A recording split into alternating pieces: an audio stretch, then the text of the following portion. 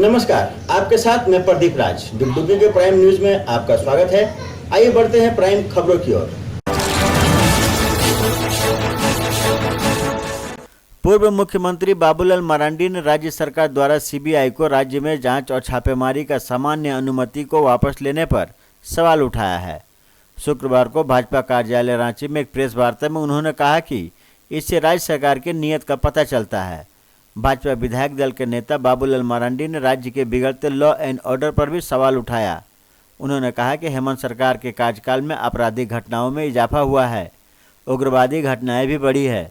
उन्होंने आरोप लगाया कि राज्य में केवल ट्रांसफर पोस्टिंग का काम चल रहा है। सुप्रीम कोर्ट कहता है कि इसको अब सीबीआई से जांच करो और कोर्ट। आपने एक बात कही कि पिछले दिनों जो रेट बढ़ा थे, ये हमको नहीं पता है। हम तो देखते हैं और आज कल हमने देखा कि इन्होंने ये क्या बोलते हैं आदेश निकाल दिए कि वो जांच नहीं करे। तब मैं बता रहा है कि शायद मामला कुछ गंभीर है, उससे वो बचने के लिए और अपने लोगों को बचाने के लिए ये सारी कवायदें चल रही हैं। मुझे आज विशेष कुछ कहना नहीं था, लेकिन लगा कि जो कि एक बड़ा मामला है और पिछले दिनों हमने देखा कि सीबीआई ने काफ़ी जगहों पर, ठिकानों पर छापा मारा और रांची के आम लोगों के जुबान में अमित अग्रवाल का नाम है। किसी से भी पूछेंगे तो लोग बोलता है कि भाई शेडो सीएम वही है, सब कुछ वही कर रहे हैं। ट्रांसफर पोस्टिंग से लेकर के जितने भी प्रकार की जो गौरव धंधे होते हैं, जो काम उनको नहीं करना चाहिए, वो सब काम शायद उन्हीं के मत या उन्हीं के माध्यम से होता है। तो हमें लगा कि शायद उस डायरी में जो नाम होगा उन सारे लोगों को छुपाने के लिए शायद ये लगाए हैं। इसलिए हम कहेंगे कि भाई सरकार को इस पर पुनर्विचार करना चाहिए और कोई भी जांच एजेंसी को रोकना नहीं चाहिए, बल्कि जो भी जांच करना चाहे उसकी पूरे उग्रवादियों से। तो ये बिल्कुल स्पष्ट है कि अपराधी और उग्रवादियों का गठबंधन, गठजोड़ जिस प्रकार से बना, तो इस राज्य के लिए बिल्कुल अलार्मिंग सिचुएशन है। और लगातार उग्रवादी घटनाओं में कल या परसों भी इधर लाहौर दक्का के पास देखें, चायबासा की घटना सबके सामने है। मतलब कोई भी इलाका अछूता नहीं है कुल मिलाकर के। कर्मचारियों के विभिन्न मांगों को लेकर डीबीसी के ट्रेड यूनियनों ने डीबीसी के विभिन्न परियोजनाओं में संयुक्त रूप से धरना दिया। शुक्रवार को डीबीसी श्रमिक यूनियन, डीबीसी कर्मचारी संघ, डीबीसी एम्प्लॉइज फोरम एवं डीबीसी झारखंड मजदूर यूनियन के संयुक्त मोर्चा की ओर से धरना दिया गया। मैथन में डीबीसी के प्रशासनिक भवन के समक्ष ट्रेड यूनियनों के सदस्यों ने धरना दिया। डीबीसी के सभी परियोजना में एक समान एफसीए देने, ग्रुप सी एवं डी के कर्मचारियों को ग्रुप बी में पदोन्नति करने, 2004 के बाद बहाल तमाम कर्मचारियों को पुराना पेंशन देने समेत कई मांगों को लेकर डीबीसी के ट्रेड यूनियन पिछले कुछ दिनों से आंदोलनरत है। सीटू झारखंड के राज्य सचिव संतोष घोष ने मैथन में धरना का उद्घाटन किया एवं डीबीसी श्रमिक यूनियन के अध्यक्ष के त्रिपाठी की अध्यक्षता में धरना का कार्यक्रम चला। इस मौके पर निशित मुखर्जी, नवेंदु चक्रवर्ती, अर्जुन सिंह समेत ट्रेड यूनियनों के दर्जनों सदस्य धरना में शामिल हुए हैं।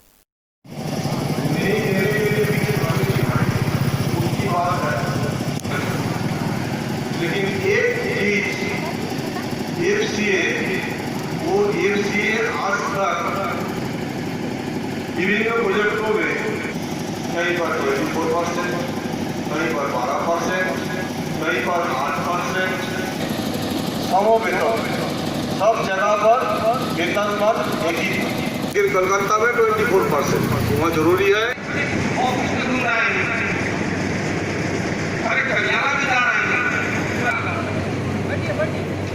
और किसी काम को लेकर काफी समय भी लगता है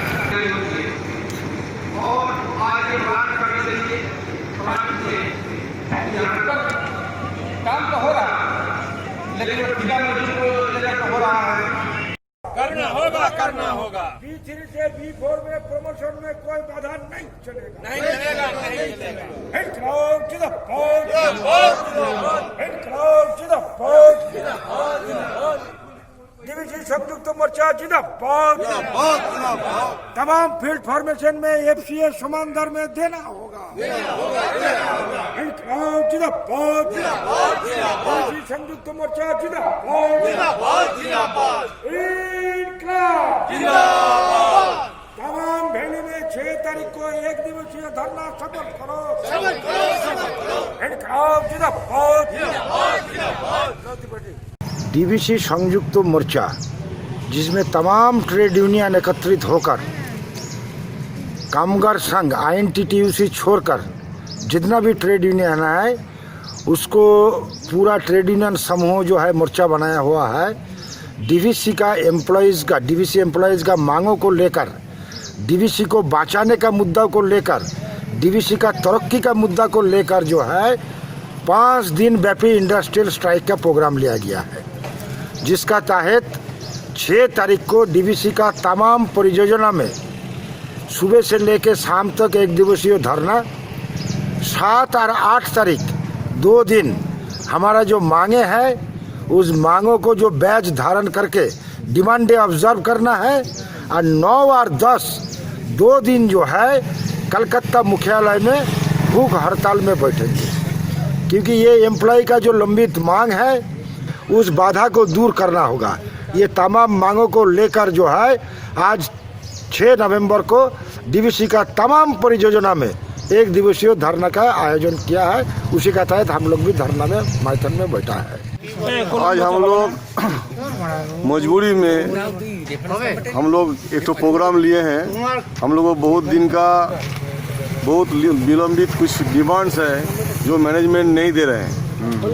नहीं देंगे कभी नहीं बोलते हैं, दे देंगे ये सब बोलते हैं, लेकिन हम लोग इस बार एक तो प्रोग्राम लिए हैं। आज पूरा वैली में सभी यूनियन मिल करके, एक यूनियन खाली बाद है, बाकी जितने भी यूनियन है टोटल 8 यूनियन इस मोर्चा में हम लोग आज पूरा वैली में 1 दिन का धरना प्रदर्शन कर रहे हैं। आज माइथन प्रोजेक्ट में धरना का आयोजन किया गया है। इसमें मेन मुद्दा है एफसीए। इसलिए बहुत दिन से हम लोग का एफसीए 16% हेड ऑफिस में है, माइथन में 8%। इसका लेकर उसका बाद आपका डीए रोक दिया गया है। इसमें यदि कोरोना फंड में डीए का पैसा जाता तो हम लोग कुछ नहीं बोलते हैं, लेकिन डीबीसी का पैसा डीए नहीं जा रहा है, लेकिन एम्प्लॉय को दिया नहीं जा रहा है। और छोटा छोटा जो मुद्दा है वो मैनेजमेंट, जैसे डी ग्रुप का इंटरव्यू हुआ है, उसका लेकर आज तक टाल बहाना कर वो लोगों को कुछ किया नहीं जा रहा है। इसलिए मैनेजमेंट से बहुत बार बात किया जा रहा है, लेकिन इसका लिए कुछ नहीं बात बोला। छोटा खाटा माइथन का बहुत प्रॉब्लम है, इस सब का भी लेकर मैनेजमेंट कुछ सुनता नहीं है। इसलिए आज 1 दिन के लिए धरना किया गया है। डीबीसी में बराबर डीबीसी मैनेजमेंट से वार्ता होने के बावजूद डीबीसी अपना टाल बहाना का जो नीति है उसको बदलने पर राजी नहीं है। पे रिवीजन के बाद से ही जो हमारा इंटरनल फ्रिज बेनिफिट है, जिसे एफसीए, पहले हम लोग का सब जगह बराबर हुआ करता था, लेकिन इस पे रिवीजन के बाद इसको कैटेगरी वाइज में बांट दिया गया, जिसमें सबसे ज़्यादा डिप्राइव जमशेदपुर, मुजीपड़ा, रांची, जहाँ के एकदम 0% है, मैथन में 8% है, पंचायत में 12% है, लेकिन कलकत्ता पूरा का पूरा उठा रहा है। 6 नवंबर को पूरे वैली में धरना प्रदर्शन का कार्यक्रम आयोजित किए हैं, और आज अगर फ्रूटफुल कोई रिजल्ट हमारे उच्च नेतृत्व के साथ मैनेजमेंट का नहीं हुआ तो हमारा आंदोलन आगे भी जारी रहेगा। हमारा जो 11 सूत्री मांग है उस मांगों के समर्थन में 1 दिन का धरना यहाँ दे रहे हैं, और आगे का कार्यक्रम है फिर 9-10 को कलकत्ता में हंगर स्ट्राइक। पिछले जो हमारा खास करके एनपीपी जो मुद्दा है, ये 2015 में हम लोग को लागू हो जाना चाहिए था, लेकिन वो 18 से जो है लागू हुआ, वो भी आधा अधूरा। इसमें बहुत सारा खामियां है, और इसके अलावा जो और सेफ डीबीसी से लेकर के न्यू पेंशन स्कीम से, पुराना पेंशन स्कीम से लेकर के न्यू एनपीएस वाले को मेडिकल फैसिलिटी से लेकर के कई सारे मांग जो है, इस मांगों के समर्थन में आज हम लोग 1 दिन का यहाँ दे रहे हैं धरना। राष्ट्रीय आदिवासी धर्म समन्वय समिति एवं विभिन्न आदिवासी संगठनों ने झारखंड सरकार द्वारा आदिवासी धर्म कोड के लिए विधानसभा से राजकीय संकल्प पारित कर केंद्र को भेजने के फैसले का स्वागत किया है। शुक्रवार को रांची में आयोजित एक संवाददाता सम्मेलन में राज्य के आदिवासी समाज की ओर से मुख्यमंत्री हेमंत सोरेन एवं मंत्री रामेश्वर उरांव को धन्यवाद दिया गया एवं उनका आभार व्यक्त किया गया। इस संवाददाता सम्मेलन में राष्ट्रीय आदिवासी धर्म समन्वय समिति के संयोजक एवं पूर्व मंत्री देव कुमार धान, अखिल भारतीय आदिवासी विकास परिषद की अध्यक्ष पूर्व मंत्री श्रीमती गीता श्री उरांव, आदिवासी जन परिषद के अध्यक्ष प्रेम शाही मुंडा, आदिवासी संयुक्त मोर्चा के अंतु तिर्की ने आदिवासी समाज से 11 नवंबर को झारखंड के प्रत्येक पंचायत, प्रखंड एवं जिला मुख्यालय में जुलूस निकालकर जश्न मनाने एवं झारखंड सरकार के प्रति आभार व्यक्त करने को कहा। गौरतलब है कि 11 नवंबर को विधानसभा के एक विशेष सत्र में आदिवासी धर्म कोड को जनगणना में शामिल करने के लिए एक प्रस्ताव पारित किया जाएगा। इस प्रस्ताव को आगे की कार्रवाई के लिए केंद्र सरकार को भेजा जाएगा। एक अच्छी बात, एक बहुत अच्छी बात हो रही है अभी वर्तमान समय में कि देश भर के आदिवासी अब एक कॉमन कोड जो आदिवासी धर्म कोड है उसकी अब मांग पे सहमत है। सभी लोग अपना क्षेत्रीयता से बाहर निकल के सब अपने, क्योंकि सबको पता चल गया है कि अलग अलग कोड मिल नहीं सकता है। दूसरी कोड बनेगा, 7वां कोड जो बनेगा हमारे नाम से, और कॉलम जो बनेगा, कोड मिलने के बाद जो कॉलम बनेगा उसमें हम लोग उसी तरह से लिखते आएंगे, लिख सकेंगे जैसा कि अन्य का कॉलम था। उसमें हम लोग सरना, बोली, जो भी था, अलग अलग जो भी समुदाय है, कोई अपन वो जो भी है अपना सब अपना अपना लिख पाएंगे। तो ये बात लोगों को अंततः समझ में आ गई है। तो आदिवासी धर्म कोड को तो मैं आपको बता दूं कि 2003 से हम लोग हर समुदाय का बैठक सम्मेलन किए थे लापुंगढ़ रिपर सरसा में। वहां से इस आंदोलन को हम लोगों ने लेके चला है और आज पूरा देश आदिवासी धर्म पर जो तैयार है उसका भी आधार है कि 1871 से 1951 तक हमको आदिवासी धर्म के रूप में हमारी गणना की गई और 1961 में हटाया गया। तो हमारा तो सीधा मांग है एक लाइन का कि हमारा धर्म कोड, आदिवासी धर्म कोड था, उनको आप हटाए हैं 1961 में, हमको पुनर्स्थापन कर दिया। मैथन पावर लिमिटेड एमपीएल द्वारा गांव के समीप छाई गिराए जाने का निरसा नूतन डी के ग्रामीण विरोध कर रहे हैं। ईसीएल चांच कुलेरी के मुगमा बस्ती के पास नूतन डी में एमपीएल द्वारा हाईवे से छाई ले आकर गिराई जा रही है। शुक्रवार को ग्रामीणों ने इसका विरोध किया और छाई गिराने से मना कर दिया। ग्रामीणों का आरोप है कि एमपीएल के गंदे एवं प्रदूषित छाई को उनके घरों के सामने गिराया जा रहा है। इसका असर उनके सेहत पर भी पड़ रहा है। बच्चों एवं बुजुर्गों के फेफड़े और आंखों को नुकसान हो रहा है। ग्रामीणों ने कहा कि खेतों में खड़े फसलों और आसपास के वृक्षों पर भी इसका असर पड़ रहा है। ग्रामीणों ने छाई भराई के काम को रोक दिया है और मांग की है कि जितने भी छाई गिराए गए हैं उसके ऊपर मिट्टी की भराई की जाए। ग्रामीणों का आरोप है कि ईसीएल प्रबंधन की सह पर एमपीएल छाई गिरा रहा है।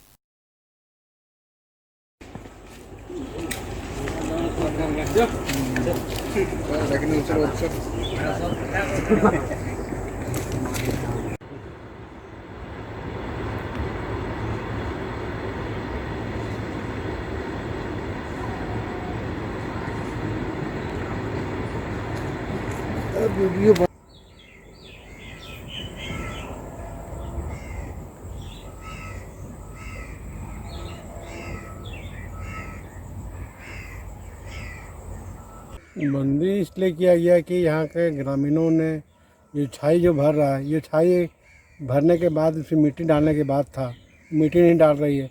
बगल में खेत है, देख रहे हैं, वहाँ पर धान उगा हुआ है, उस पर बर्बाद हो रहा है। यही सब वजह से बंद किया गया। ये मिट्टी भरने के बाद था, मिट्टी ने भर के ऊपर ढीप बना रहा, छाई मरते जा रहा है। इसे विरोध ग्रामीणों का है। निरसा में जिला परिषद के दुकानों के आवंटन के मामले में दुकानदारों ने शुक्रवार को जिला परिषद कार्यालय धनबाद के समक्ष प्रबंधन और अधिकारियों के खिलाफ प्रदर्शन किया। दुकानदारों का आरोप है कि 1989 से ही दुकान आवंटन के नाम पर आवेदन और पैसा वसूला जा रहा है। पिछले 30 वर्षों में दर्जनों दुकानदारों ने आवेदन और रकम जमा की है, लेकिन हर बार नए लोगों से आवेदन और पैसा ले ली जाती है और पुराने आवेदनकर्ताओं की सूद तक नहीं ली जाती है।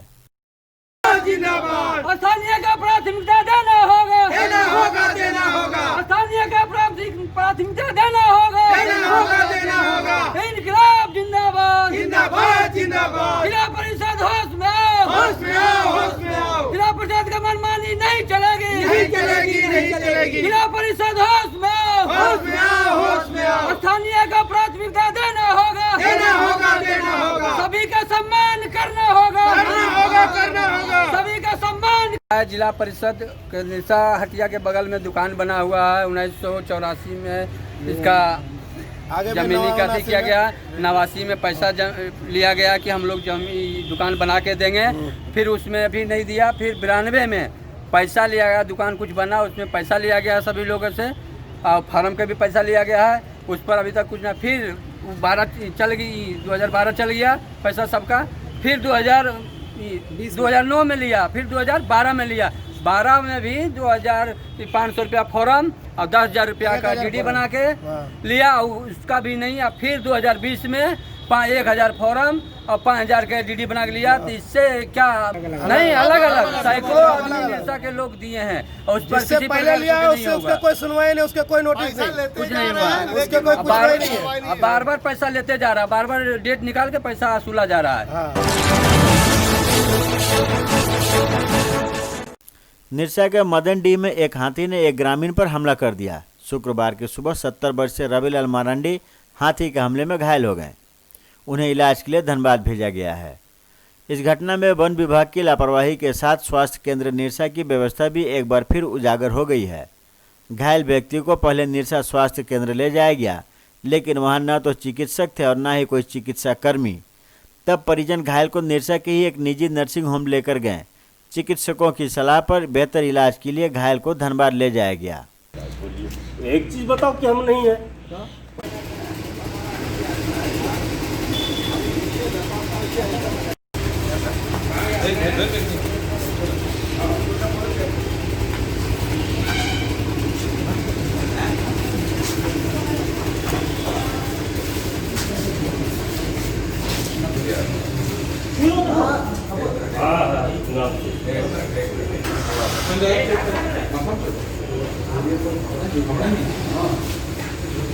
सुबह का जो है कि मॉर्निंग वॉक में खेत को देखने गए थे। अब जो है कि उनको नहीं पता था कि हाथी आया हुआ है। जंगली हाथी ने उनको कुचल दिया, बुरी तरह से घायल हैं। जब सरकारी हॉस्पिटल में गए तो वहाँ देखे कि पूरी व्यवस्था ठप है। किसी से पूछा गया तो हम लोग के बीच में तनमन हो। अब इतना स्थिति बिगड़ गई है मरीज की कि दूसरा अपना निज हॉस्पिटल में एडमिट है। स्वास्थ्य के विभाग में जो इतना ढीलापन चल रहा है धनबाद विभाग में कि कहना ही मुश्किल में। हर सरकार बनती है, कहती है कि सरकार जो है कि विद्या में जो है कि बदलाव करेंगे, स्वास्थ्य विभाग में बदलाव करेंगे, तो कहाँ है? अभी जो दौड़ धूप कर रहे हैं कौन देखने आ रहा है सर? एक हाथी आया है जो एक आदमी को पटक दिया है, जिसकी स्थिति नाजुक बताई गई है। हम लोग फौरन घटनास्थल पर पहुंचे और उनको गाड़ी पर लेके सरकारी हॉस्पिटल में गए। वहाँ कोई नहीं मिला, बस बल्कि बक्चा बक्सी भी हो गई। कोई स्टाफ मिला जो बोल रहा था कि ये नहीं है, वो नहीं है। हम बोला क्या रखते हो?